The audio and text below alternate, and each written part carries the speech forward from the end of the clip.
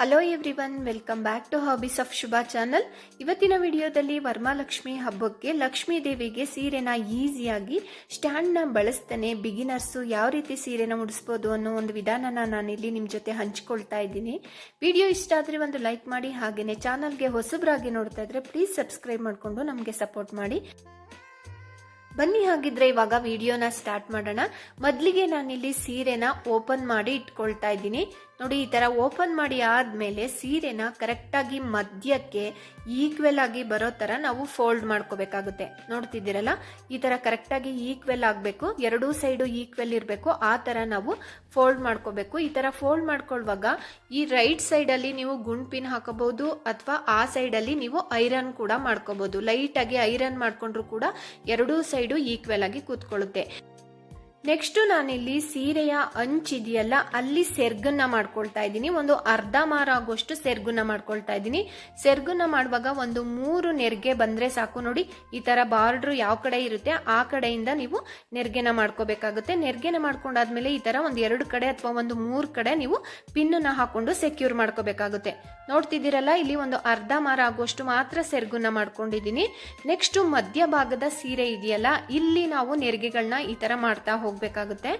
ನೋಡಿ, ಒಂದು 5 ರಿಂದ 6 ನೆರಿಗೆಗಳನ್ನ ಮಾಡಿದ ತಕ್ಷಣನೇ ನೀವು ಅಲ್ಲಲ್ಲಿ ಕ್ಲಿಪ್ಸ್ಗಳನ್ನ ಹಾಕೊಂಡು ಅದನ್ನ ಸೆಕ್ಯೂರ್ ಮಾಡ್ಕೋಬೇಕು. ಇಲ್ಲಾಂದ್ರೆ ಸಿಲ್ಕ್ ಸ್ಯಾರೀಸ್ ಆದ್ರೆ ಕಷ್ಟ ಆಗುತ್ತೆ. ಹಾಗಾಗಿ ಅಲ್ಲಲ್ಲೇ ನೀವು ಒಂದು 4 ರಿಂದ 5 ನೆರಿಗೆ ಆದ ತಕ್ಷಣನೇ ನೀವು ಎರಡೂ ಸೈಡು ಕ್ಲಿಪ್ಗಳನ್ನ ಹಾಕೊಂಡ್ಬಿಡಿ.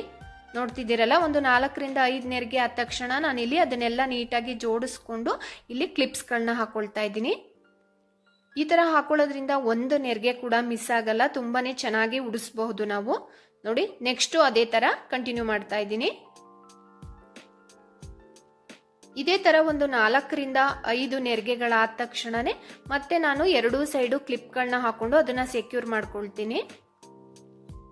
ಸಿಲ್ಕ್ ಸ್ಯಾರಿ ಆಗಿರ್ಲಿ ಅಥವಾ ಕಾಟನ್ ಸ್ಯಾರಿ ಆಗಿರ್ಲಿ, ಯಾವುದೇ ಆದ್ರೂ ಉಡಿಸುವಾಗ ನೀವು ಅಲ್ಲಲ್ಲಿ ಈ ತರ ಎರಡೂ ಕಡೆ ಕ್ಲಿಪ್ಸ್ಗಳನ್ನ ಹಾಕೊಂಡ್ರೆ ತುಂಬಾ ಈಸಿಯಾಗಿ ನೀವು ನೆರಿಗೆಗಳನ್ನ ಮಾಡ್ಕೋಬಹುದು ಮತ್ತೆ ಉಡಿಸಬಹುದು ಕೂಡ. ನೋಡಿ, ಕರೆಕ್ಟಾಗಿ ಆ ಬಾರ್ಡರ್ಗೆ ಬರೋ ತರ ನಾನಿಲ್ಲಿ ಕ್ಲಿಪ್ಸ್ಗಳನ್ನ ಹಾಕೊಂಡು ಸೆಕ್ಯೂರ್ ಮಾಡ್ಕೊಳ್ತಾ ಇದ್ದೀನಿ. ಮತ್ತೆ ನಾನು ನೆರಿಗೆಗಳನ್ನ ಕಂಟಿನ್ಯೂ ಮಾಡ್ತಾ ಇದ್ದೀನಿ.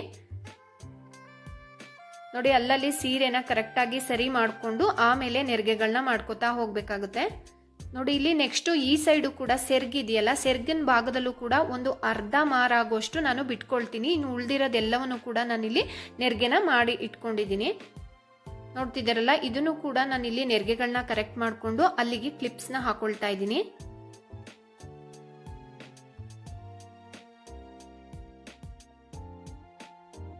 ಓಕೆ, ಇವಾಗ ಇದಿಷ್ಟು ಕೂಡ ನೆರಿಗೆ ಮಾಡಿದ್ದಾಗಿದೆ.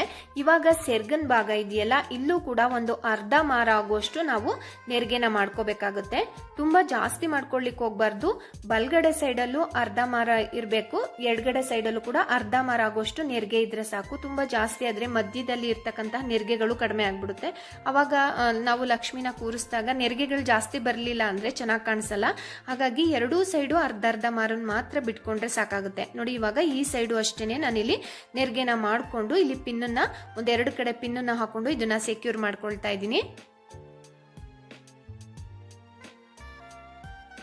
ಓಕೆ, ಇವಾಗ ಸೆರ್ಗನ್ನು ಕೂಡ ಪಿನ್ ಮಾಡಿದ್ದಾಗಿದೆ. ಇವಾಗ ಪೂರ್ತಿಯಾಗಿ ಸೀರೆನ ಎಲ್ಲವನ್ನು ಕೂಡ ನೆರಿಗೆ ಮಾಡಿದ್ದಾಗಿದೆ, ನೀವು ಇಲ್ಲಿ ನೋಡ್ತಾ ಇರ್ಬೋದು. ನೆಕ್ಸ್ಟ್ ದೇವಿಯ ಕೈಗಳನ್ನ ಈಗ ಬ್ಲೌಸ್ ಪೀಸ್ಗೆ ನಾವು ಜೋಡಿಸ್ಕೋಬೇಕಾಗುತ್ತೆ. ಹಾಗಾಗಿ ಬ್ಲೌಸ್ ಪೀಸ್ನ ನೋಡಿ, ಇಲ್ಲಿ ಒಂದು 4 ಫೋಲ್ಡ್ ಆಗೋ ತರ ನಾನು ಇಲ್ಲಿ ಮಾಡ್ಕೊಂಡಿದ್ದೀನಿ. ಆಪೋಸಿಟ್ ಸೈಡ್ ಇದೆಯಲ್ಲ, ಆಪೋಸಿಟ್ ಸೈಡ್ಗೆ ನಾವು ಕೈಗಳನ್ನ ಈ ತರ ಜೋಡಿಸ್ಕೋಬೇಕಾಗುತ್ತೆ. ನೋಡಿ, ಈ ತರ ಜೋಡಿಸ್ಕೊಂಡು ಒಂದು 3 ಗುಂಡ್ ಪಿನ್ನ ನಾವಲ್ಲಿ ಹಾಕೋಬೇಕಾಗುತ್ತೆ. ನೋಡಿ, ಇಲ್ಲಿ ನಾನು ಕೈಗಳನ್ನ ಕರೆಕ್ಟಾಗಿ ಜೋಡಿಸ್ಕೊಂಡು ಅಲ್ಲಿಗೆ ಒಂದು 3 ಗುಂಡ್ ಪಿನ್ ಇಂದ ಅದನ್ನ ಸೆಕ್ಯೂರ್ ಮಾಡ್ಕೊಳ್ತಾ ಇದ್ದೀನಿ.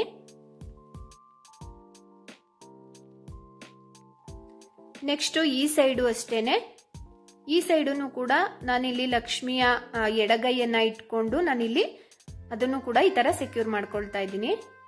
ಒಂದು 3 ಗುಂಡ್ ಪಿನ್ ಹಾಕೊಂಡ್ರೆ ಕರೆಕ್ಟಾಗಿ ಅದು ಎಲ್ಲೂ ಕೂಡ ಬಾರ್ಡ್ರು ಜಾರಲ್ಲ. ಹಾಗಾಗಿ ಒಂದು 3 ಗುಂಡ್ ಪಿನ್ ಹಾಕೊಂಡು ನಾನಿಲ್ಲಿ ಇದನ್ನ ಸೆಕ್ಯೂರ್ ಮಾಡ್ಕೊಳ್ತಾ ಇದ್ದೀನಿ.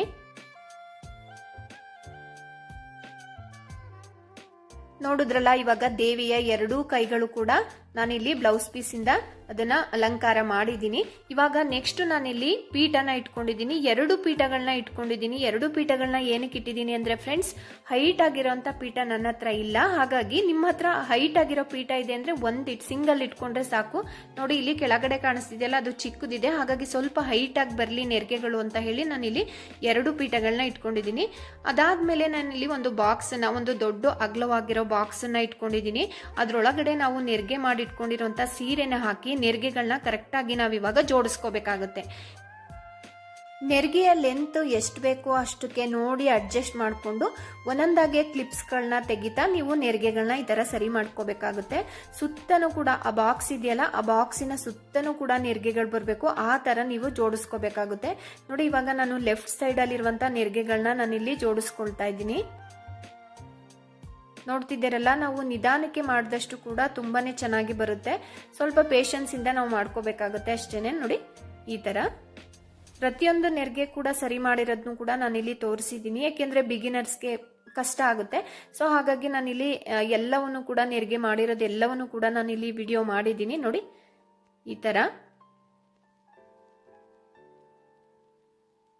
ಈ ತರ ಕರೆಕ್ಟಾಗಿ ಅಡ್ಜಸ್ಟ್ ಮಾಡ್ಕೊಂಡ್ರೆ ತುಂಬಾನೇ ಚೆನ್ನಾಗಿ ಬರುತ್ತೆ ನೆರಿಗೆಗಳು. ಒಂದು ಕೂಡ ಬೆಂಡ್ ಆಗಲ್ಲ, ಎಲ್ಲವೂ ಕೂಡ ಸ್ಟ್ರೈಟ್ ಆಗಿನೇ ಬರುತ್ತೆ. ನೋಡಿ ಈ ತರ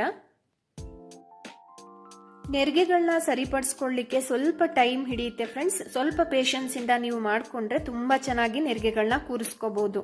ನೀವಿಲ್ಲಿ ನೋಡ್ತಿದ್ದೀರಲ್ಲ, ಎಲ್ಲಾ ನೆರಿಗೆಗಳು ಕೂಡ ಎಷ್ಟು ಕರೆಕ್ಟ್ ಆಗಿ ಬಂದಿದೆ ಅಂತ.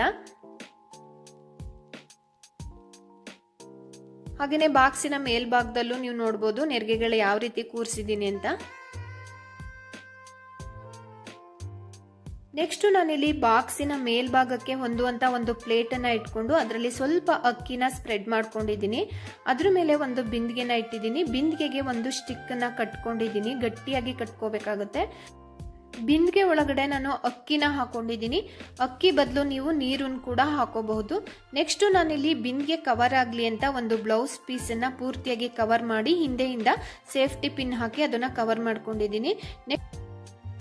ನೆಕ್ಸ್ಟ್ ನಾನು ಇವಾಗ ದೇವಿಯ ಕೈಗಳನ್ನ ಆ ಒಂದು ಸ್ಟಿಕ್ಗೆ ಕಟ್ಕೊಳ್ತಾ ಇದ್ದೀನಿ. ನಾನು ಮುಂಚೆನೆ ಬ್ಲೌಸ್ ಪೀಸ್ನ ಆ ಕೈಗಳಿಗೆ ಕಟ್ಟೋದಕ್ಕಿಂತ ಮುಂಚೆನೆ ನಾನಿಲ್ಲಿ ದಾರವನ್ನ ಸೇರಿಸ್ಕೊಂಡಿದ್ದೆ, ಅಂದ್ರೆ ಹಸಿ ನೂಲ್ ಬರುತ್ತಲ್ಲ, ಹಸಿ ನೂಲ್ನ ಆ ಕೈಗಳಿಗೆ ಕಟ್ಕೊಂಡಿದ್ದೆ. ಅದನ್ನ ಇವಾಗ ನಾನಿಲ್ಲಿ ಸ್ಟಿಕ್ಗೆ ಕಟ್ಕೊಳ್ತಾ ಇದ್ದೀನಿ. ಪಿನ್ನನ್ನು ಹಾಕಿದ್ರೆ ಬಾರ್ಡ್ರ್ ಎಲ್ಲ ಫುಲ್ ಸುಕ್ಕದಂಗ ಆಗುತ್ತೆ. ಹಾಗಾಗಿ ನಾವಿಲ್ಲಿ ಕೈಗಳಿಗೆ ಆದಷ್ಟು ಕೂಡ ನೂಲಿಂದ ಕಟ್ಕೊಂಡ್ರೆ ತುಂಬಾ ಒಳ್ಳೇದು. ನೆಕ್ಸ್ಟ್ ನಾನಿಲ್ಲಿ ದೇವಿಗೆ ಸೆರ್ಗನ್ನ ಹಾಕೊಳ್ತಾ ಇದ್ದೀನಿ. ಸೆರ್ಗು ಮಾಡಿರ್ತೀವಲ್ಲ, ಅದನ್ನ ಆಪೋಸಿಟ್ ಸೈಡು ನಾವು ಹಾಕೋಬೇಕಾಗುತ್ತೆ ಎರಡೂ ಕೂಡ. ಅಂದ್ರೆ ರೈಟ್ ಸೈಡ್ ಅಲ್ಲಿರುವಂತ ಸೆರ್ಗನ್ನ ಲೆಫ್ಟ್ ಸೈಡಿಗೆ, ಲೆಫ್ಟ್ ಸೈಡ್ ಅಲ್ಲಿರುವಂತ ಸೆರ್ಗನ್ನ ರೈಟ್ ಸೈಡಿಗೆ ಈ ತರ ಮುಂಭಾಗಕ್ಕೆ ಬರೋ ತರ ಹಾಕೊಂಡು ನಾವು ಇದಕ್ಕೆ ಪಿನ್ಗಳನ್ನ ಹಾಕೊಂಡು ನಾವು ಇದನ್ನ ಜೋಡಿಸ್ಕೋಬೇಕಾಗುತ್ತೆ. ನೋಡ್ತಿದ್ದೀರಲ್ಲ, ಸೀರೆಯ ನೆರಿಗೆ ಇದೆಯಲ್ಲ, ನೆರಿಗೆ ಹಾಗೇನೆ ಸೆರ್ಗು ಅವೆರಡನ್ನು ಸೇರಿಸಿ ನಾನಿಲ್ಲಿ ಪಿನ್ನನ್ನ ಹಾಕೊಂಡಿದ್ದೀನಿ. ಆದಷ್ಟು ಕೂಡ ಸೆರ್ಗನ್ನ ಶಾರ್ಟ್ ಆಗಿ ಹಾಕೊಳ್ಳಿ. ಈ ತರ ಶಾರ್ಟ್ ಆಗಿ ನಾವು ಹಾಕೊಳ್ಳೋದ್ರಿಂದ ನಾವು ಮುಂದೆ ನೆರಿಗೆ ಮಾಡಿರ್ತೀವಲ್ಲ ಅದೆಲ್ಲವೂ ಕೂಡ ಚೆನ್ನಾಗಿ ಕಾಣಿಸುತ್ತೆ. ನೋಡ್ತಿದ್ದೀರಲ್ಲ, ಈಗ ಎರಡು ಸೈಡನ್ನು ತೆಗೆದು ನಾನಿಲ್ಲಿ ಸೆರ್ಗನ್ನ ಪಿನ್ ಮಾಡ್ಕೊಂಡಿದ್ದೀನಿ. ಸೀರೆಯ ನೆರಿಗೆ ಇದೆಯಲ್ಲ, ನೆರಿಗೆಗೆ ಸೇರಿಸಿ ನಾನಿಲ್ಲಿ ಪಿನ್ನನ್ನ ಹಾಕೊಂಡಿದ್ದೀನಿ. ನೆಕ್ಸ್ಟ್ ದೇವಿಯ ಕಂಠ ಭಾಗ ಇದೆಯಲ್ಲ, ಅಲ್ಲೂ ಕೂಡ ಎರಡೂ ಕಡೆ ಸೆರ್ಗನ್ನ ತೆಗೆದು ಅಲ್ಗೊಂದು ಗುಂಡ್ ಪಿನ್ನ ನಾನು ಹಾಕಿ ಅದನ್ನು ಕೂಡ ನಾನಿಲ್ಲಿ ಸೆಕ್ಯೂರ್ ಮಾಡ್ಕೊಂಡಿದ್ದೀನಿ. ನೆಕ್ಸ್ಟ್ ನಾನಿಲ್ಲಿ ದೇವಿಯ ಮಧ್ಯಭಾಗಕ್ಕೆ ಒಂದು ಹಸಿ ನೂಲನ್ನ ಟೈಟ್ ಆಗಿ ಕಟ್ಕೊಂಡಿದ್ದೀನಿ ಸೊಂಟಕ್ಕೆ. ಅದಾದ್ಮೇಲೆ ನೆಕ್ಸ್ಟ್ ಡಾಬನ್ನ ಕೂರಿಸ್ಕೊಂಡಿದ್ದೀನಿ. ನೋಡಿ ಇವಾಗ ಎಷ್ಟು ಚೆನ್ನಾಗಿ ಕಾಣಿಸ್ತಾ ಇದೆ ಅಂತ ನೋಡ್ಬೋದು ನೀವು. ಲಕ್ಷ್ಮಿಯ ಒಂದು ಕಳಸ.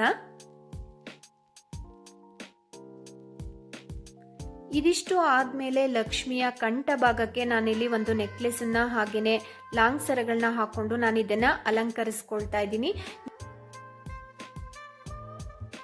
ನಿಮ್ಮಲ್ಲಿ ಲಭ್ಯವಿರುವಂತಹ ಅಲಂಕಾರಿಕ ವಸ್ತುಗಳಿಂದ ನೀವು ಲಕ್ಷ್ಮೀ ದೇವಿಯನ್ನ ನೀವು ಅಲಂಕರಿಸ್ಕೋಬಹುದು. ಮೊದಲೇ ಲಕ್ಷ್ಮಿ ಅಲಂಕಾರ ಪ್ರಿಯೆ. ನಾವು ಎಷ್ಟು ಅಲಂಕಾರ ಮಾಡಿದ್ರೂ ಕೂಡ ಲಕ್ಷ್ಮೀ ದೇವಿಗೆ ಕಡಿಮೆನೆ. ಹಾಗಾಗಿ ಹೆಚ್ಚು ಅಲಂಕಾರ ಮಾಡಿದಷ್ಟು ಕೂಡ ಹೆಚ್ಚು ಸುಂದರವಾಗಿ ಕಾಣಿಸುತ್ತೆ ಲಕ್ಷ್ಮೀ ದೇವಿಯ ಒಂದು ಕಳಸ ಅಂತಾನೆ ಹೇಳ್ಬೋದು. ಹಾಗೇನೆ ಈ ಎಲ್ಲಾ ಅಲಂಕಾರ ಮುಗಿದ ಮೇಲೆ ನಾನಿಲ್ಲಿ ಲಕ್ಷ್ಮಿಯ ಕಳಸಕ್ಕೆ ಒಂದು ತೆಂಗಿನಕಾಯಿ ಇಟ್ಟು ಅದಕ್ಕೆ ನಾನಿಲ್ಲಿ ಲಕ್ಷ್ಮಿಯ ಮುಖವಾಡವನ್ನ ಹಾಕಿ ಮೇಲೆ ಒಂದು ಕಿರೀಟನ ಹಾಕಿ ನಾನು ಹೂವಿಂದ ಇದನ್ನ ಅಲಂಕರಿಸ್ಕೊಂಡಿದ್ದೀನಿ. ಲಕ್ಷ್ಮೀ ದೇವಿಯ ಅಲಂಕಾರ ಪೂರ್ತಿಯಾಗಿ ಮುಗ್ದಿದೆ. ನೀವಿಲ್ಲಿ ನೋಡ್ತಾ ಇರ್ಬೋದು ಎಷ್ಟು ಸುಂದರವಾಗಿ ಕಾಣಿಸ್ತಾ ಇದ್ದಾರೆ ಲಕ್ಷ್ಮೀ ದೇವಿ ಅಂತ. ನೀವು ಕೂಡ ಈ ಒಂದು ವಿಧಾನದಲ್ಲಿ ಲಕ್ಷ್ಮೀ ದೇವಿನ ಪೂಜಿಸಿ. ಹಾಗೆಯೇ ಇವತ್ತಿನ ಈ ಒಂದು ವಿಡಿಯೋ ಇಷ್ಟ ಆಗಿದ್ರೆ ಪ್ಲೀಸ್ ಒಂದು ಲೈಕ್ ಮಾಡಿ. ಹೊಸಬ್ರಾಗಿ ನೋಡ್ತಾ ಇದ್ರೆ ಪ್ಲೀಸ್ ಸಬ್ಸ್ಕ್ರೈಬ್ ಮಾಡಿಕೊಂಡು ನಮಗೆ ಸಪೋರ್ಟ್ ಮಾಡಿ. Thank you.